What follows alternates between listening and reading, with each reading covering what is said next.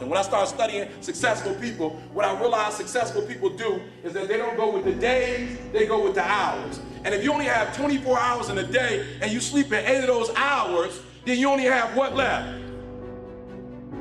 Listen to me, you only operating with 16 hours to be successful. Now, let's leave sleep alone. You slept for 8 hours, you got 16 hours left. How many of y'all talk on the phone? Right? You have talked away your success. So some of you, if you look at your day, you probably spend an hour or 2 hours on the telephone.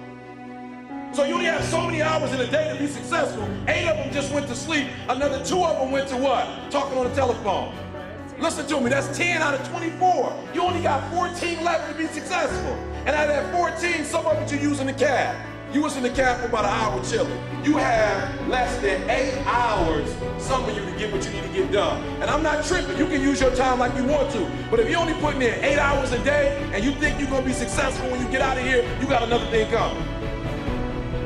And I think that's what this is about.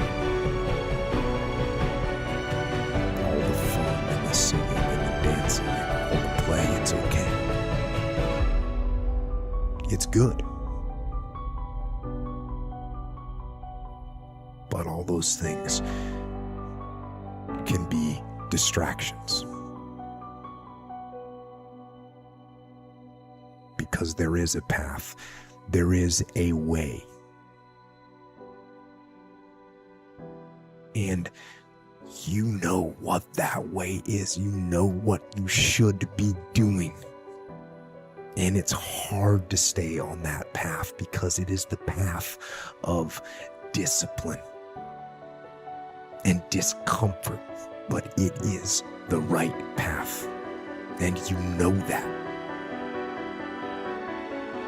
And it is that path that will ultimately lead you to where you really want to be.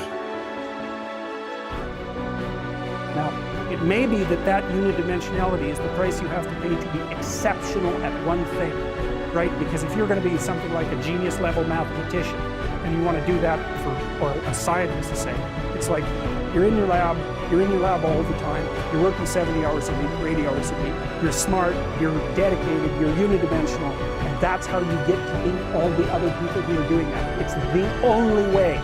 But the problem is you don't get a life. Now, if you love being a scientist and you have that kind of focus of mind, well, first of all, you're a rare person, and second, you're going to pay for it. But fine, more power to you. But it's a risky business to do that. You sacrifice a lot for it. Let me say something, I want to say something real quick about success. Success, whether you know it or not, is very intentional and deliberate. There has never ever been a person who blew up and was successful and it happened by chance. Not a rapper. The rappers, they spend time writing and they're in the studios. Right? We're the only ones thinking we're going to blow up and we're not putting in no hours. It's okay to be unbalanced for a while. It's okay. Don't be all this stuff people say, you got to be balanced. To be the best in the world at what you do, you have to be unbalanced to find every bit of energy and strength that you have to pull it off. Then you get balanced once you become great. And it takes getting obsessed with people think you're crazy. When you look at Michael Jackson died at 50 years old. But when Mike died at 50, he probably accomplished more than most people accomplished. Why? Because of the hours Joe Jackson had my man putting in. They was putting in hours. Michael Jackson didn't become Michael Jackson because he just knew how to moonwalk. Michael Jackson became Michael Jackson because Joe Jackson at 5, like, get your butt up. At 5 years old, get up. I want y'all dancing. The amount of time you put in every day is going to determine whether you are successful.